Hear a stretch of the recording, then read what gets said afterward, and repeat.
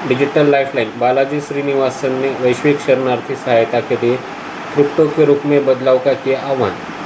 जैसे जैसे भू राजनीतिक अस्थिरता वैश्विक सीमाओं को फिर से परिभाषित कर रही है, तकनीकी दूरदर्शी और कॉइनबेस के पूर्व सीटीओ बालाजी श्रीनिवासन ने क्रिप्टो उद्योग से एक महत्वपूर्ण मानवीय मिशन की ओर ध्यान केंद्रित करने का आह्वान किया है। शरणार्थियों और राज्यविहीन व्यक्तियों के लिए मजबूत वित्तीय बुनियादी ढांचा तैयार करना। क्रिप्टो इंटरनेट का water time mode. Social media platform x पर हाल बयानों की एक श्रृंखला में श्रीनिवासन ने विकेंद्रीकृत नेटवर्क को केवल निवेश के माध्यम के बजाय कुछ और बताया। उन्होंने ब्लॉकचेन को इंटरनेट के वॉर टाइम मोड के रूप में वर्णित किया, एक ऐसी लचीली प्रणाली जिसे तब काम करने के लिए डिज़ाइन किया गया है जब भौतिक बुनियादी ढांचा ढह जाए, डेटा सेंटर पर हमले हो या केंद्रीय बैंक लेन देन फ्रीज कर दे। जैसे जैसे मध्य पूर्व में संघर्ष बढ़ रहा है और यूक्रेन जैसे क्षेत्रों से विस्थापन जारी है, श्रीनिवासन का तर्क है कि नॉन कस्टोडियल वित्तीय साधनों की आवश्यकता कभी इतनी अधिक नहीं रही, जबकि पारंपरिक भुगतान प्रणालियाँ अक्सर अपने घरों से भागने वालों की मदद करने में विफल रहती है।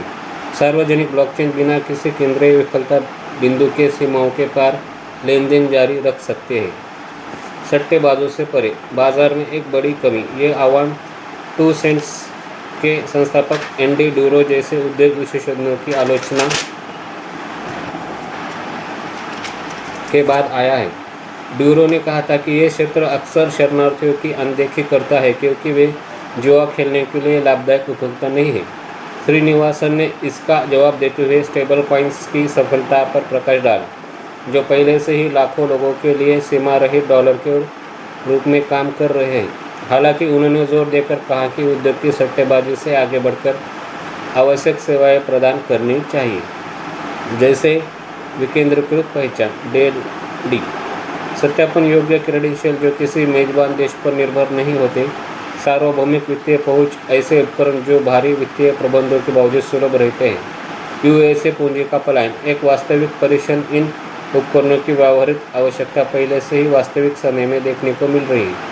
USDC स्टेबल कॉइन वर्तमान में 80 बिलियन के रिकॉर्ड मार्केट कैप के करीब है, जो संयुक्त अरब अमीरात से बड़े पैमाने पर हो रहे पूंजी पलायन के कारण बढ़ा है। जैसे जैसे खाड़ी देशों में क्षेत्रीय तनाव बढ़ रहा है, DFM रियल एसेट इंडेक्स में भारी गिरावट देखी गई है, जिससे निवेशक अपनी संपत्तियों को तरल डिजिटल परिसंपत्तियों में बदलने के लिए प्रेरित हुए हैं। ये बदलाव पारंपरिक क्षेत्रीय स्थिरता के खतरे में होने पर सुरक्षित ठिकानों के रूप में क्रिप्टो की बढ़ती भूमिका को रेखांकित करता है।